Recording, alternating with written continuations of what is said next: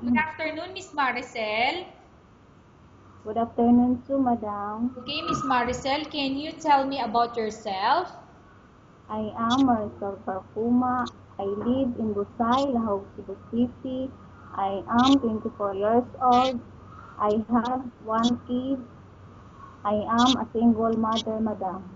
Okay. That's all, madam. Okay, go ahead. Is that all, Miss Maricel? Yes, madam. That's all, madam. Okay, I have few questions for you to answer, so let's start. Why do you want to work as a maid? I want to work as a maid because I have experience a household helper. I clean the house and I cook. That's all, madam. Why you choose Malaysia when there is a lot of other country? I choose in Malaysia because a nice country, they offer the higher salary, madam. How are you qualified for this job? I can do all the household chores, madam. May I know what is your education level is? I am a high school graduate, madam. What is your recent working experience? Before I worked as a household helper, madam. Have you worked abroad before? No, madam. Do you have experience of taking care of baby? Yes, madam. I have my one kid. Okay, And, about and younger or older people, do you have the experience? yes, madam, I have my grandmother. She is 89 years old, madam. Do you have any other special skills? Yes, madam, I have my grandmother.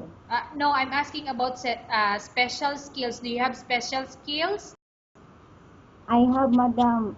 I clean the house and I cook. Okay, are you willing to learn new skills? Yes, madam, I willing to learn. Are you willing to work with a family where the mother-in-law or any relatives stay together? Yes, madam. Currently, are you still working now? Yes, madam, as a self-lady. Do you know how to cook? Yes, madam, I cook Filipino dishes. Okay, can you tell me what are those Filipino dishes that you can cook? Like fried chicken and fried fish, madam. Are you aware that you will have to do washing, cleaning, ironing, and cooking?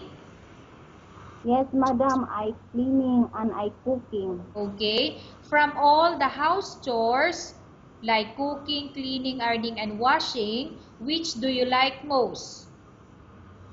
I cleaning, madam, and I cooking. Okay, if ever you were selected to work in Malaysia, who will take care of your kids? My mother, madam. You are not allowed to use handphone during working hours. Yes, madam. You are only allowed to use handphone after you finish all the works and when going to bed. Yes, madam. You are strictly needed to surrender the handphone to your employer in the morning, and your employer will return back to you once you're going to bed.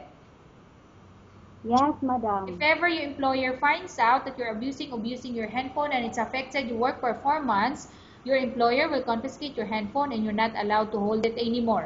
Instead, your employer will allow you to call to your family 3 times in a month. You're only allowed to bring normal phone and you're not allowed to bring smartphone. Are you agreed for the terms and condition? Yes, madam, I agree. Are you agree to the rules and regulation for the handphone? Yes, madam, I agree. How many years is the contract as you agreed and understand? 2 years only, madam. Can you describe for me your ethics or your attitude? Yes, madam, I have honest and responsible. How can you assure to us that you will work hard in Malaysia? I'm determined, madam, 2 years finish contract and give satisfaction to my employer. Can you promise not to use the telephone without the permission of your employer? Yes, madam, I am promised. Can you promise not to put on makeup but to dress properly while work? Yes, madam, I am promised. Can you promise not to invite friends and relatives without the consent of your employer? Yes, madam, I am promised. Can you promise not to ask for advance salary from your employer under any circumstances? Yes, madam, I am promised. Do you really understand the rules and regulation of the agency? Yes, madam, I am understand the rules, regulation, madam. Do you pay any placement fee for you to come to Malaysia to work as a maid? No, madam. Do you have any history of sickness, example breast cancer or any other illness? No, madam. Do you suffer from any skin diseases, allergy or physical defect? No, madam. Have you suffered from any serious illness? No, Do madam. you smoke? No, Have madam. you undergone any operation or surgery? No, madam. Are you medically fit? Are you fit to work? Yes, madam, I am physically fit. Are you in any medication? No, madam. Are you allergic with any food? No, madam. Are you prepared to work for the employer of any race? Miss Maricel, are you prepared to work for the employer of any race? Yes, madam. Are you prepared to eat the type of food taken by your employer? Yes, madam. Are you afraid of being left alone in the house? Yes, madam. Miss Maricel, are you afraid of being left alone in the house? No, madam. Are you afraid of dogs or other pets? No, madam. Can you promise to work according to instruction from your employer? I am promised, madam. Do you have any immediate family working in Malaysia? No, madam. Okay, Miss Maricel, we have finished our question section. Let's go to case study. I have a case study for you and I want you to answer me truthfully.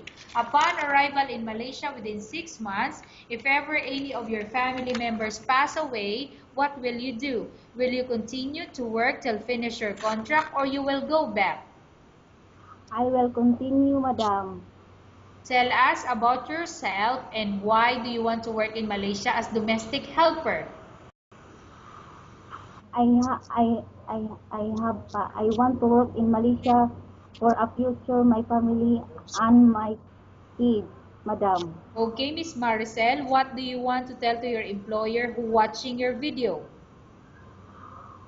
Hi, madam. I'm willing to do my best of my job as a helper in 2 years. In 2 years, madam. Okay, thank you very much, Miss Maricel. We will update to your agency if there's any selection made by the employer. Thank you, madam.